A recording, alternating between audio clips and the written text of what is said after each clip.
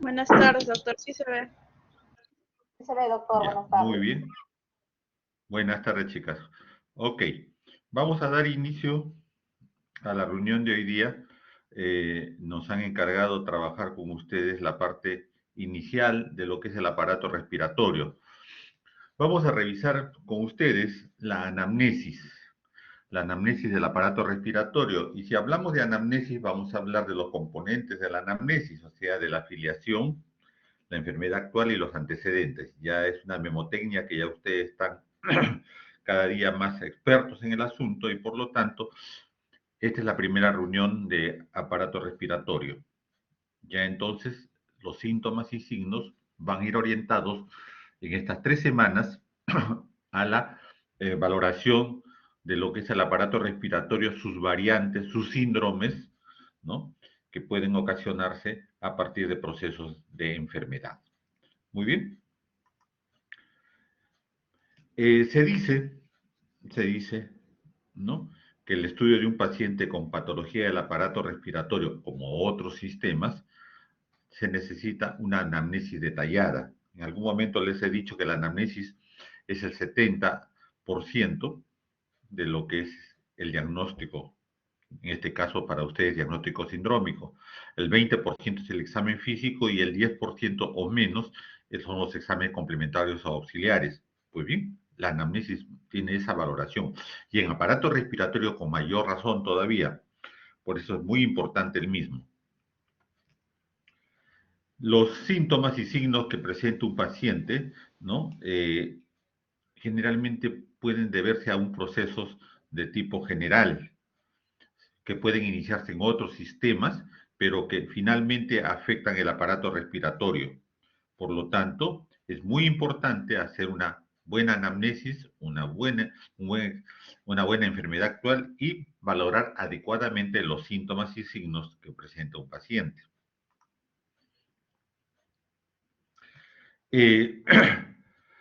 La importancia que tienen los antecedentes personales y familiares en aparato respiratorio también es muy importante. ¿Por qué? Porque epidemiológicamente hay muchas enfermedades que afectan no solamente al paciente, sino a la comunidad en general, y que el paciente, siendo parte de una comunidad, puede tener problemas respiratorios que previamente se debieron a causas exógenas del medio ambiente o a problemas que ya tuvieron otros pacientes que pueden ser familiares de él y por lo tanto hubo un contagio. Entonces, los antecedentes en aparato respiratorio también son muy importantes. Pues bien, vamos a hablar de filiación en aparato respiratorio. ¿Cómo es que la edad puede orientarnos a posibles problemas o procesos broncopulmonares? Por ello decimos, ejemplo, que las neumopatías agudas, sea procesos del parénquima pulmonar, afectan mayormente en todo tiempo y lugar y edad, pero los que mayor problema tienen son el centro, o sea, los adolescentes, los jóvenes y los adultos. En cambio, en los dos polos de la vida, en la infancia y en la tercera o cuarta edad de la vida, vueltas son los problemas bronconeumónicos. Los dos polos de la vida, bronconeumónicos, en el centro, la adolescencia, la juventud y la adultez, problemas neumónicos.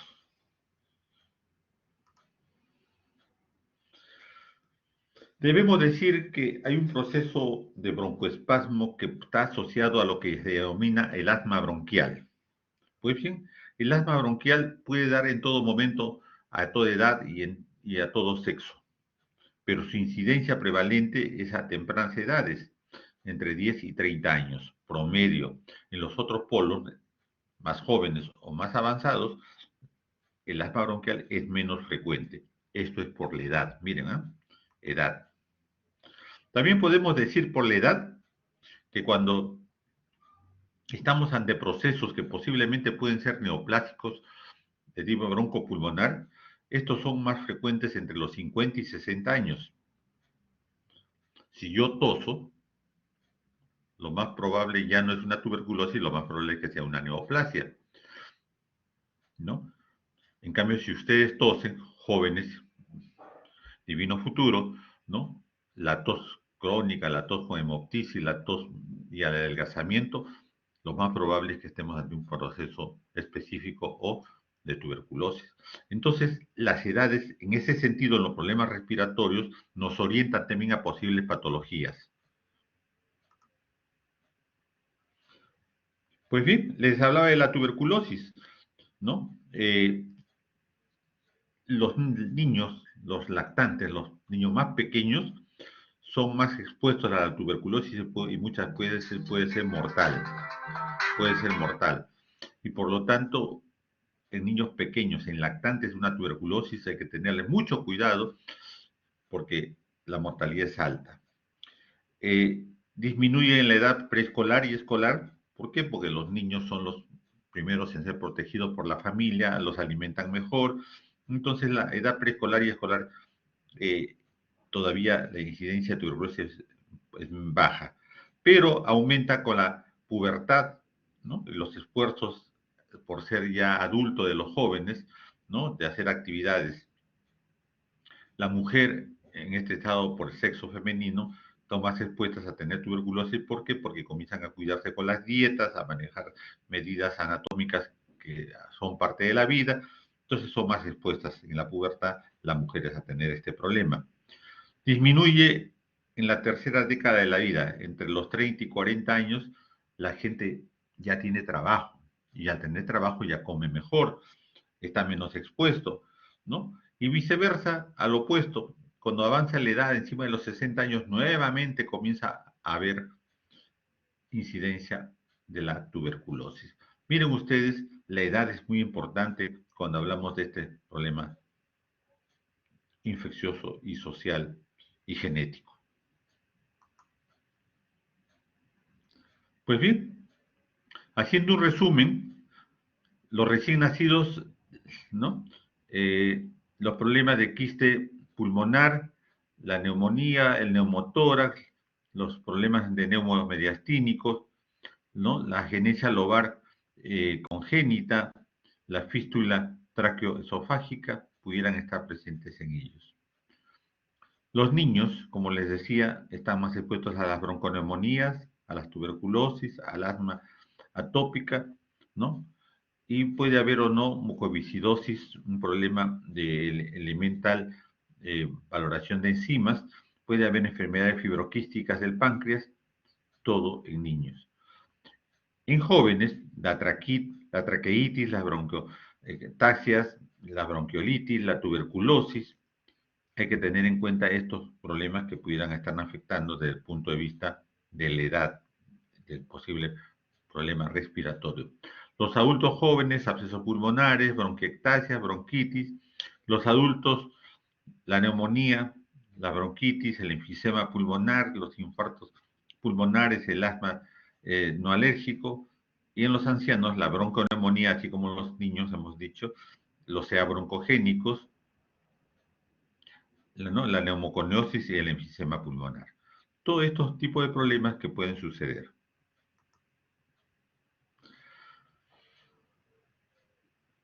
Por el sexo, estamos en filiación todavía, ¿no? El asma bronquial por el sexo es frecuente en ambos sexos en forma semejante. La incidencia es igual en ambos sexos. La tuberculosis en la pubertad afecta más a la mujer que al hombre, como ya lo dijimos, ¿ya? Debido a la restricción de la dieta por razones de mantener siluetas.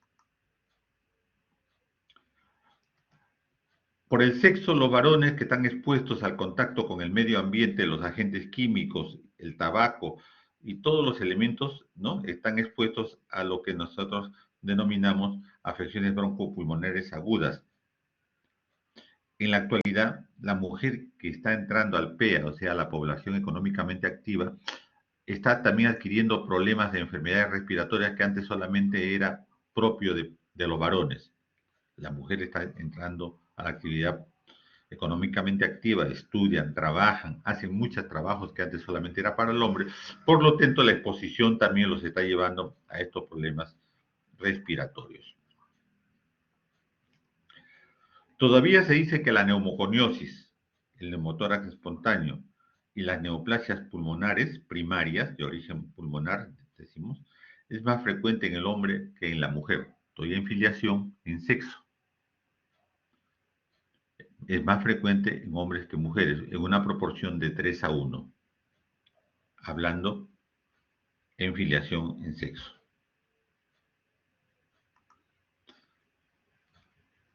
Entonces, haciendo resúmenes, ¿no?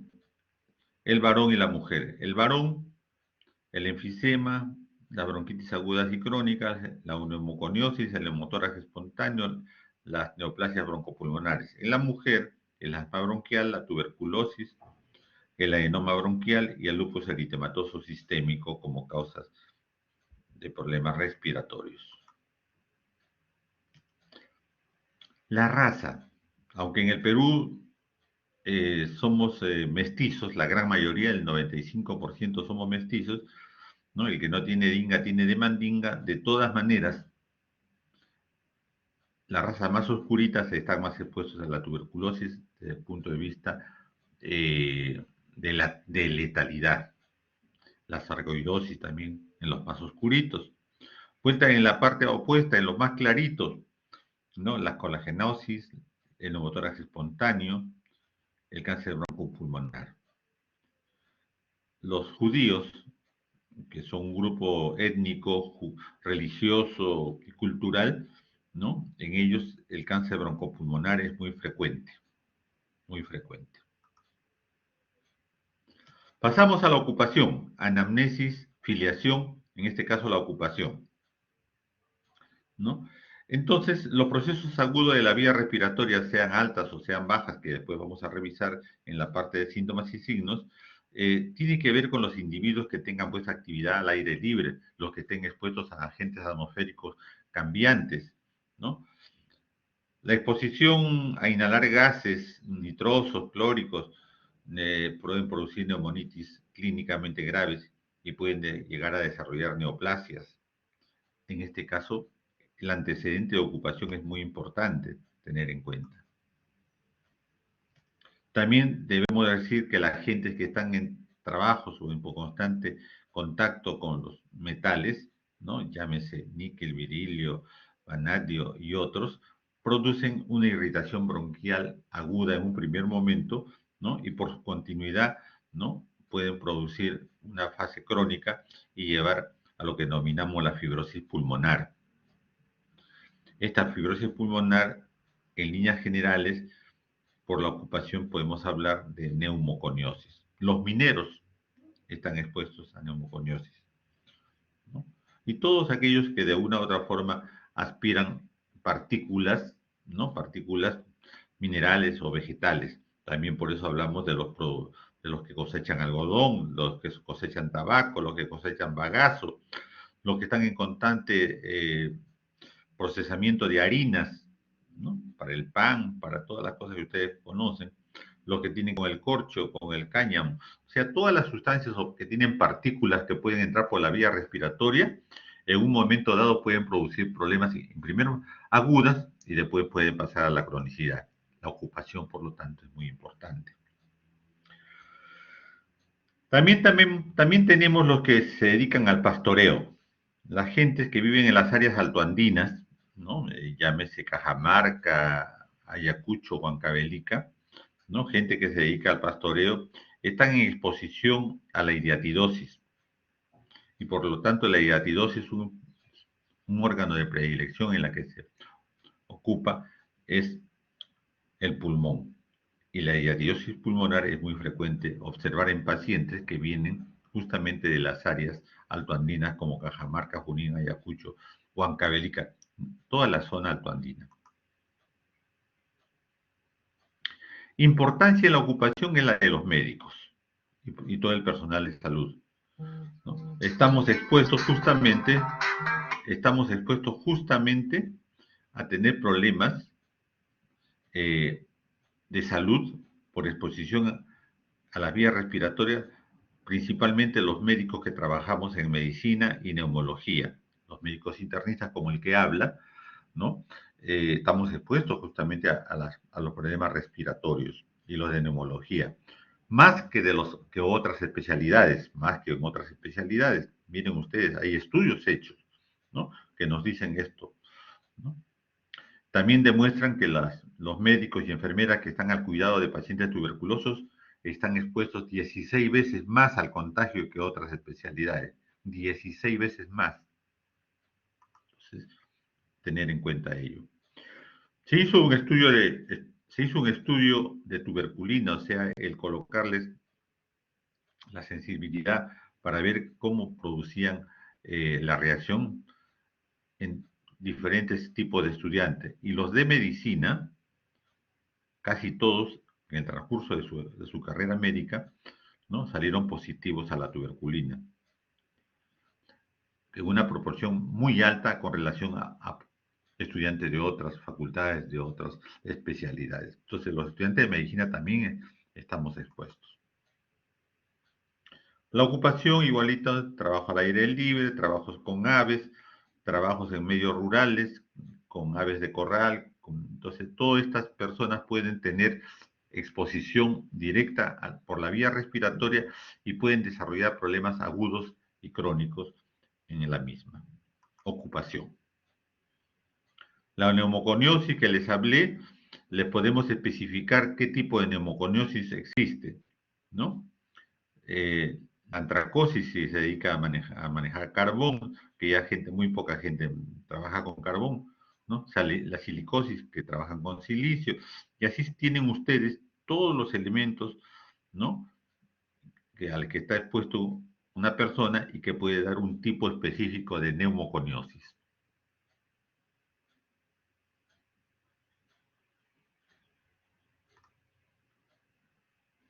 La procedencia. Miren, estamos en filiación y todo lo que nos interesa, ¿no?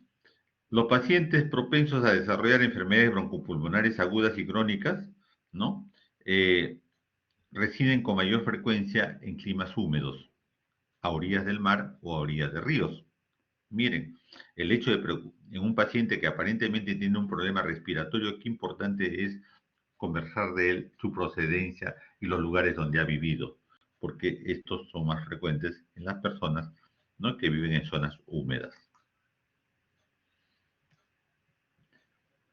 Hay un dato muy importante sobre pacientes o población que vive en alturas por encima de los 3.000 metros sobre el nivel del mar. Llámese pues Huancayo, 3.200, ¿no? Cajamarca está a 2.700, Arequipa está a 2.700, Cusco 3.400, 3.200, Cerro de Pasco, no toda la zona de Pasco alta, no está encima de 3.800 a 4.000, ¿no? Entonces, la gente que vive por encima de los 3.000 metros sobre el nivel del mar están propensos a desarrollar hipertensión pulmonar. Hipertensión pulmonar. ¿Por qué? Porque hay una sobrecarga en el corazón derecho. El hecho de que tenga menor peso atmosférico, que la atmósfera pese menos, hace que el paciente tenga que esforzar mucho más los pulmones para captar el poco oxígeno que hay en las alturas, ¿no? Entonces estos pacientes desarrollan una hipertensión pulmonar y con el problema que están propensos a la disnea y a la cianosis, ¿no? Pacientes con disnea y cianosis. Otro dato importante en relación a la procedencia. Los pacientes que viven en zonas urbanas, como nosotros, que vivimos en zona como Lima, que es una urbe, Arequipa, que es una urbe, y la mayoría de las ciudades de la costa, en la sierra Huancayo, Cusco, ¿no?, Cajamarca, estamos hablando de ciudades, estas gentes están más propensas a tener problemas, ¿no?, de tipo tuberculosis y neoplasias. La neoplasia y la tuberculosis es más frecuente en gentes que viven en zonas urbanas.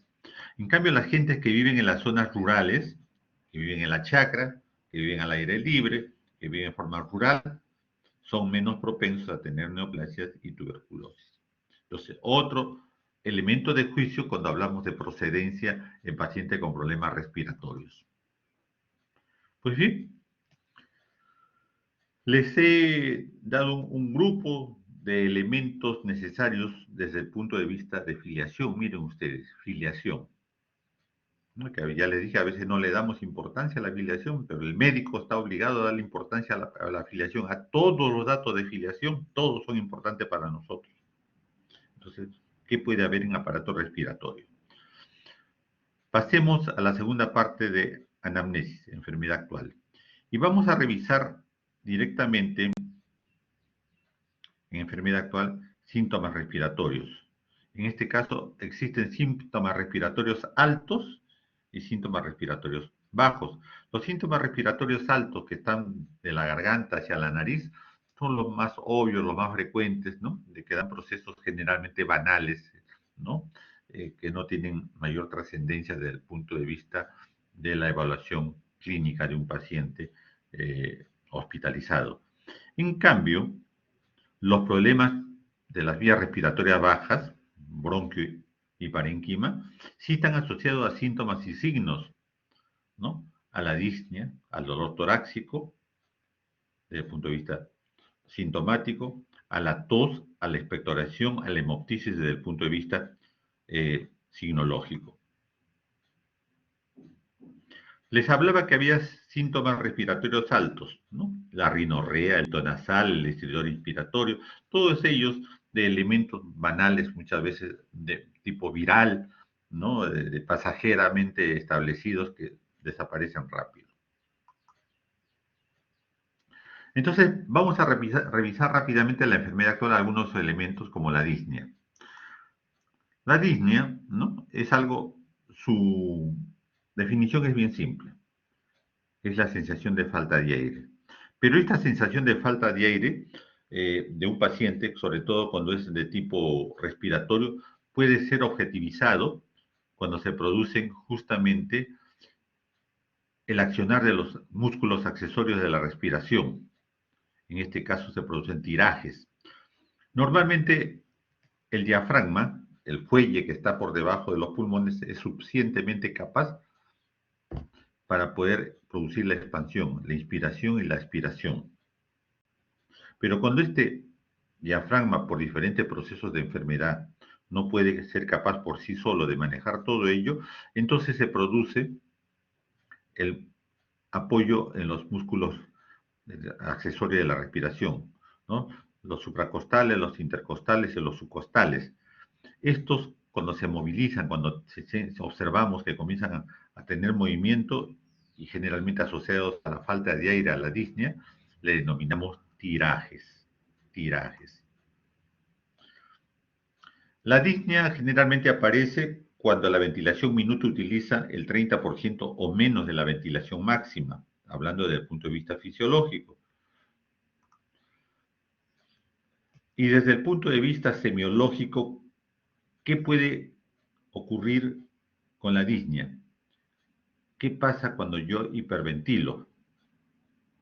La hiperventilación, o sea, el aumento de la frecuencia respiratoria en movimientos y en profundidad, puede deberse a diferentes causas. Desde la más simple, como es la voluntaria, pasando por problemas de anemia, ¿no? Problemas de fiebre, ejercicios extenuantes, enfermedades metabólicas con acidosis, encefalitis. Miren cuántas enfermedades pueden producir disnea. ¿Por qué? Porque producen hiperventilación.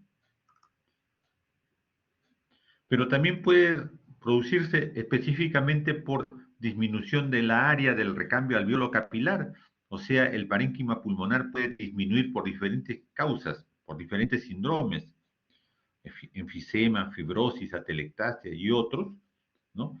Pueden producir disminución transitoria o crónica del recambio alveolo capilar y esto puede producir, por lo tanto, disnea.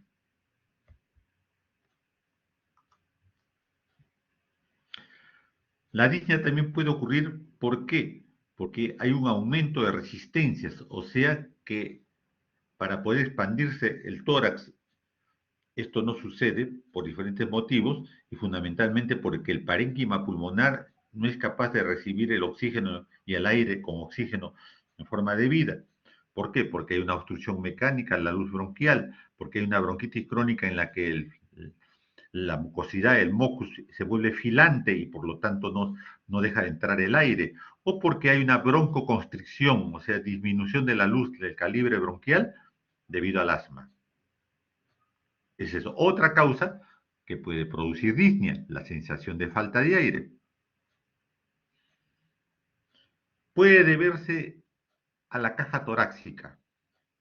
El pulmón puede estar bien, las vías respiratorias alta y baja pueden estar bien, pero por diferentes causas, la caja torácica no puede aumentar o disminuir su expansión.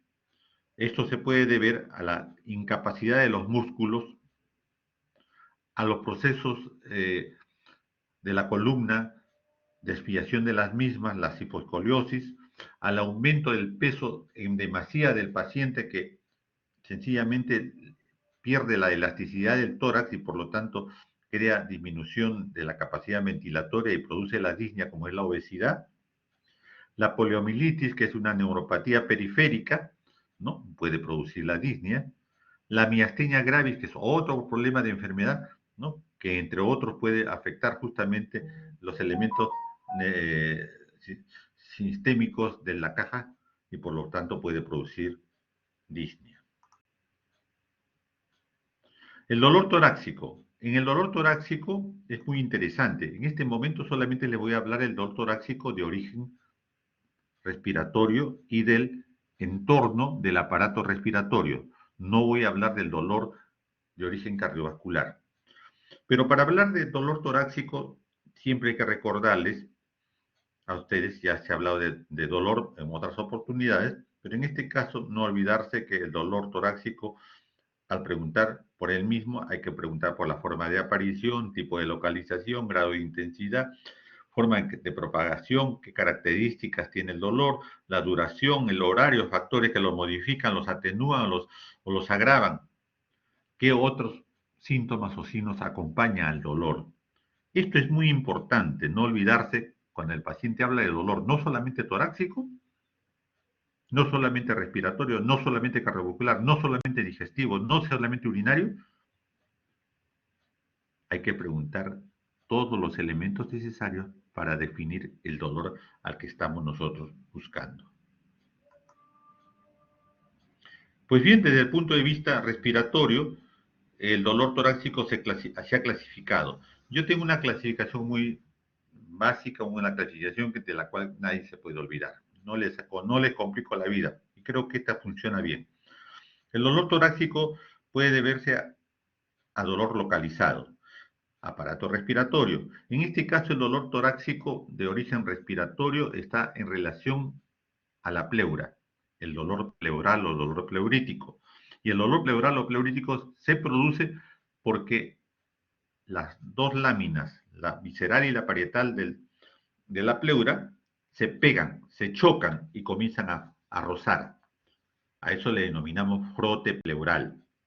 Entonces, la característica por la que el dolor se produce a nivel del pulmón es específicamente la pleura, el frote pleural, se roza unas sobre otras. Y esto hace que la característica signológica del paciente es que el dolor es en punta de costado. El paciente se agarra con un dedo y dice, acá me duele, doctor. En una región del tórax, anterior, lateral o posterior. Otra característica es que ese dolor de frote pleural aumenta con la respiración. Por lo tanto, el paciente trata de respirar lo menos posible y la intensidad disminuirla. Ese dolor disminuye cuando toma una posición antálgica. El paciente se acuesta sobre el lado de la lesión, o sea, se acuesta del lado del dolor. ¿Para qué? Para evitar la expansión y por lo tanto disminuir ese dolor pleural que se debe al frote que existe. El frote pleural puede desaparecer por dos motivos. Una, porque ha empeorado y por lo tanto se ha instalado el derrame pleural. El derrame pleural no duele, porque cuando ya se instaló el derrame, o sea, ya se produjo líquido entre las dos láminas pleurales, dejó de haber el frote y por lo tanto ya no duele. Y la otra es porque ha mejorado.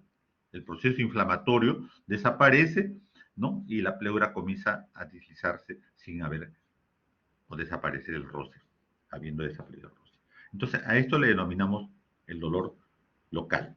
Ojo, el pulmón propiamente dicho no duele, no tiene sensibilidad. Muy importante.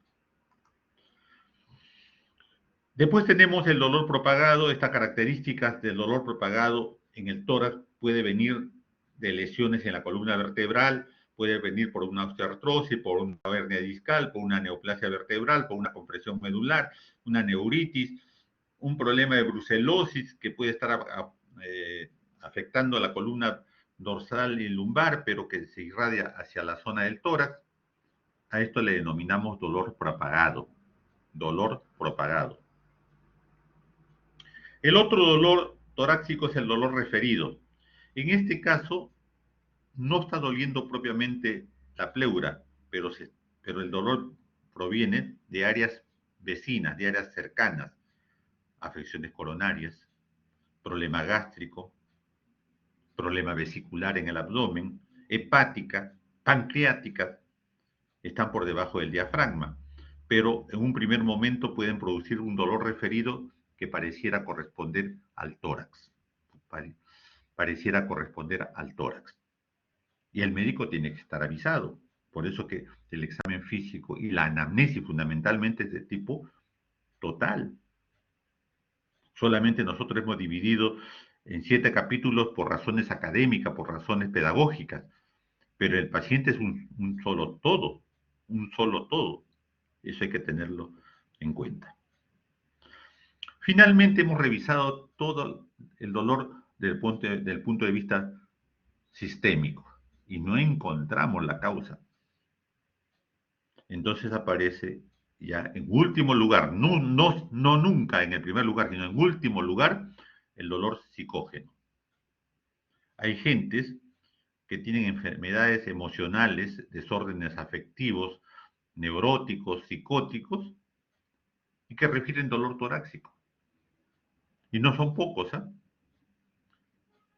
¿No? La bibliografía nos refiere que del 30 a 40% de los dolores torácicos terminan siendo dolores psicógenos.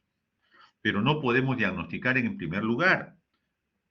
Siempre el dolor psicógeno se piensa al final, después que hemos valorado todos los otros tipos de dolor. No nos olvidemos de eso. La tos y la expectoración, ¿no? Que los ponemos de la mano, van en pareja, ¿no? La tos se define como un proceso que al inspirar profunda y rápidamente se cierra la glotis y se produce contracción de los músculos expiratorios y expiración forzada que abre la glotis. Esa es la definición de la tos. ¿Por qué se produce la tos? Ahí tienen ustedes el mecanismo propio de la tos. La expectoración puede acompañar o no a la tos. Hay enfermedades como la tuberculosis y la tos seca, pero hay otras enfermedades bronquiales que se acompañan de tos y la tos es productiva. Y por lo tanto la expectoración hay que saberla evaluar, sobre todo sus características, ¿no? Que el paciente nos dice, si es mucosa, si es purulenta, ¿no? La cuantificación de la cantidad, el horario, ¿no? Y todo lo demás que acompaña a la expectoración. La hemoptisis, que es el sangrado a través de la boca, que viene del punto de origen respiratorio, es muy importante hacer el diagnóstico diferencial con el sangrado que se produce. Ojo, la metamesis, que viene del aparato digestivo, la gingivorragia, que aparece del sangrado de la vía de las encías o la cavidad oral, y la epístasis sintomática, que viene de la región posterior de la nariz. Hay que saber tener las características de las mismas.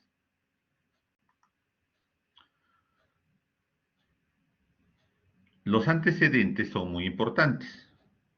Los antecedentes también ya hemos dicho al inicio que son muy importantes en aparato respiratorio. Los personales ya hemos quedado en que hay que preguntar por enfermedades pulmonares anteriores que el paciente puede haber tenido, ¿no? Hay que preguntar por convivencias con tuberculosos o tosedores crónicos, porque el paciente no siempre sabe que es tuberculoso, sino que es tosedor crónico, ¿no? No solamente en casa, sino en el medio social y en el laboral. El paciente nos cuenta que tiene pacientes, familiares y personas en el trabajo que tosen, ¿no? Preguntar por afecciones crónicas, ¿no? Sistémicas que pueden haberse complicado, como son las bronconeumonías, como son las cardiopatías, como son las fiebres reumáticas, las enfermedades del colágeno, las enfermedades reumáticas que de una u otra forma disminuyen el estado inmunológico de nuestro paciente y por lo tanto lo ponen predispuesto a tener problemas de infecciones respiratorias. Todo esto es personal. Preguntar al paciente por exposición a materiales.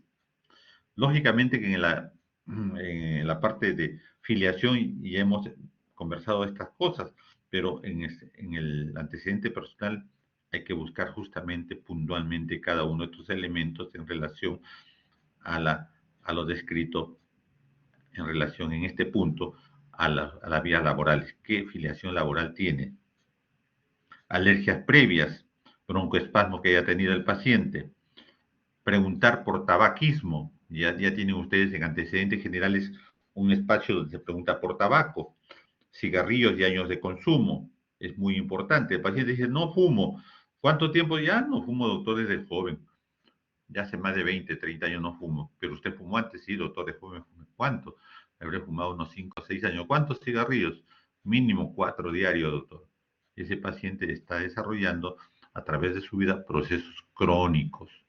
Pueden haber desarrollado problemas de fibrosis, porque no solamente el cáncer pulmonar mata, sino también, ¿no?, la enfermedad pulmonar obstructiva crónica. Y en los familiares, la historia en relación, ojo, no solamente a los procesos que hemos conversado, sino también al hecho de haber valorado enfermedades típicas que se asocian genéticamente en la familia. ¿Cuáles son? Acá les he puesto yo. Enfermedad pulmonar quística, el enfisema pulmonar por déficit de alfa-1 antitripsina, la fibrosis quística, el asma bronquial, la atelangectasia hereditaria, la tuberculosis pulmonar, se sabe que tiene un componente genético. Antes se pensaba que solamente era un proceso infeccioso y de problema social. Ahora no, ahora se sabe que ya tiene un componente genético. De disposición para producir la tuberculosis, para aceptar la tuberculosis, para enfermar de tuberculosis me refiero, ¿no? Los hongos y los esquistomas, donde la exposición puede haber sido en familias y por lo tanto afectados posteriormente pueden ser problemas en sus hijos, en los nietos. Pues bien, son los elementos que nosotros queríamos conversar desde el punto de vista de la anamnesis. No estoy hablando del examen físico, estoy hablando de anamnesis y de la enfermedad actual, que ya hemos dicho que es la parte más importante de la historia clínica. ¿Alguna pregunta, por favor?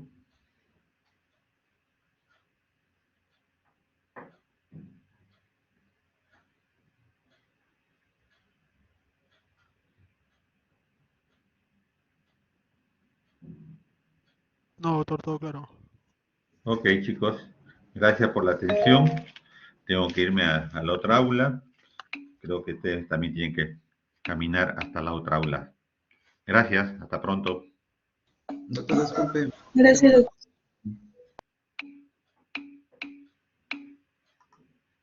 Muchas gracias.